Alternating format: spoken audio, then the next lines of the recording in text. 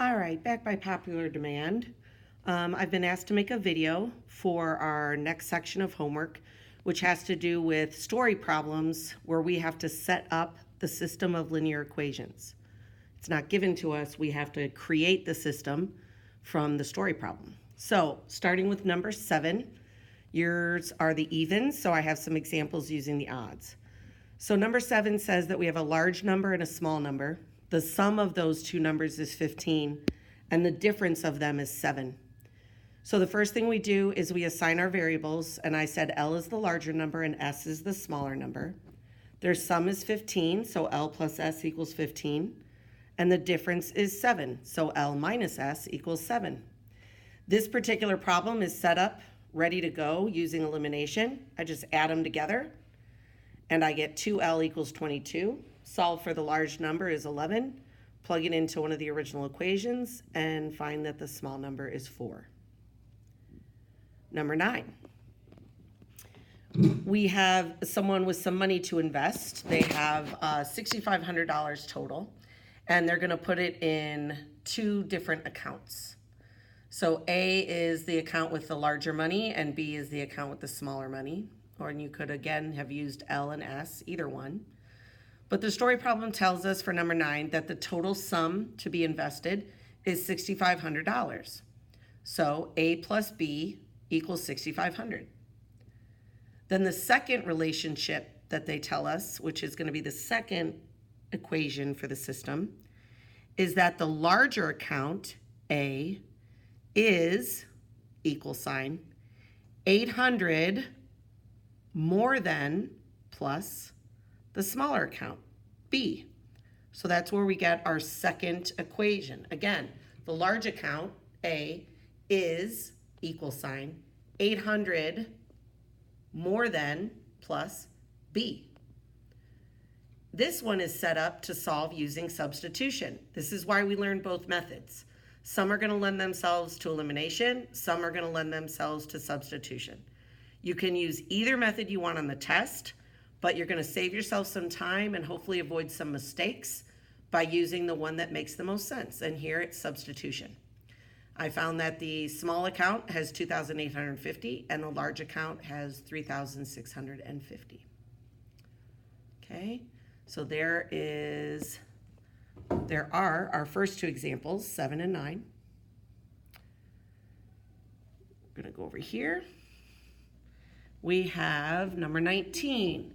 This is a coins problem, and I've seen a lot of these over the years, whether it's on ACTs, homeworks, tests, hint, hint, hint. And what the story problem tells us is there's a jar of coins, and there are 80 coins total in the jar, and the only type of coins in there are nickels and quarters, and the total worth of the coins in the jar is $14.60. Now, I've said in class 9 times out of 10, the first equation in these systems is just the first variable plus the second variable equals a total. And pardon the blur here, but if we look back to 7 and 9, we see that's the case. L plus S equals 15. That was the first one for 7. A plus B equals 6,500. That's the first one for 9. It's going to be the same here. But one of the important things to point out on number 19 is it's our best bet if we are able to identify our variable in words and units. So we notice here that nickels is one of them. The story problem specifically says determine how many coins of each there are. So I'm looking for the number of nickels and the number of quarters, not for how much money they are or anything like that. I'm looking for the number of them. So when it tells me that there are 80 coins total, I know that I can say N, the number of nickels, plus Q, the number of quarters, equals 80 total coins. The second equation is why we want to use variables that make sense to our story, N for nickels and Q for quarters. Because now I'm going to say every nickel is worth 5 cents. So 0.05 times the number of nickels plus 0.25 times the number of quarters equals the total in the jar, $14.60.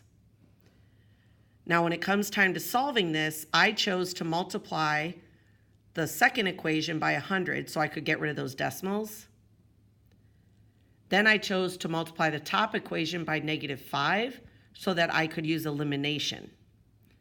So I added the two together, and I discovered there were 53 quarters and 27 nickels. Again, you could have solved this using substitution instead. Solved the first equation for N or Q and plugged that into the second equation and worked through those decimals. I did state in class today that you will be given a 4-function calculator for the Chapter 5 test on Thursday. So if you are solving these tonight for your homework, you officially only need to set them up for homework tonight. But if you do choose to take the time to solve them, which would be great practice for Thursday's test, do use a calculator. Save yourself some time and some ugly numbers there. All right, 23. We were told that someone went on 2 business trips and she rented a car both times. The first trip, she spent $240.50 on the rental car. It was for 4 days and she drove 450 miles.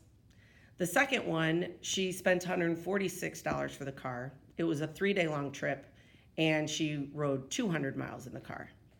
The story problem tells us, find the daily fee and the per mile charge. So when setting up my system, I have 4 days times the price per day plus 450 miles times the price per mile equals $240.50, which was that first trip. Then my second equation is the second trip.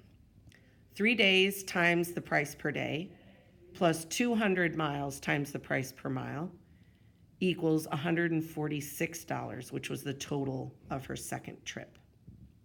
I didn't solve that one. I would use a calculator. I'd multiply that top one by -3 and the second one by 4. That's what those little guys are there. My suggestion for how I would solve it, again, with a calculator, okay? Don't waste time cranking through big, long, ugly numbers. Just want to show you one more thing here then, and it's just kind of a general explanation of how we do these problems that deal with the concept of a current. We can see a current in an airplane where the current is the wind. So if I'm on a plane and I'm traveling from point A to point B, and let's say that the wind is behind me, I know I'm not an artist, so just bear with me, but the wind is behind me going from A to B, and it's helping me. So let's say that the plane was traveling 100 miles an hour and the wind was 20. On the way from A to B, that would be traveling at 120 miles per hour because you would add them together. Whereas on the way back, you notice from B to A, they're on the bottom, the plane is flying into the wind. It's hurting its speed. So again, if that plane was 100 miles per hour on its own and the wind was 20 miles an hour, the return trip home from B to A, we would be traveling at 80 miles an hour because we would subtract that current. It's not helping us, it's hurting us, okay? Fighting against us, slowing us down. All right, so that's air. And then same thing for my nice little kayaker here. This guy is traveling in a kayak and he is paddling. Now, if he's going with the current, again, let's say he rows at 5 miles an hour and the current's 2 miles an hour. So when the current's pushing him, he's traveling at 7 miles per hour. On the way back, though, if he were to turn around from point B and go to A, he would still be rowing at 5 miles per hour, but the current would be pushing against him at 2 miles an hour, so he would only be moving at 3 miles an hour. And so that information is important to understand the concept of the current helping us one way and hurting us the other. The other thing you need to know about these problems is it uses the distance formula. And the distance is something as simple as D equals R times T. Okay, so current problems, whether it's air or water, you're going to use D, distance, is equal to the rate times the time.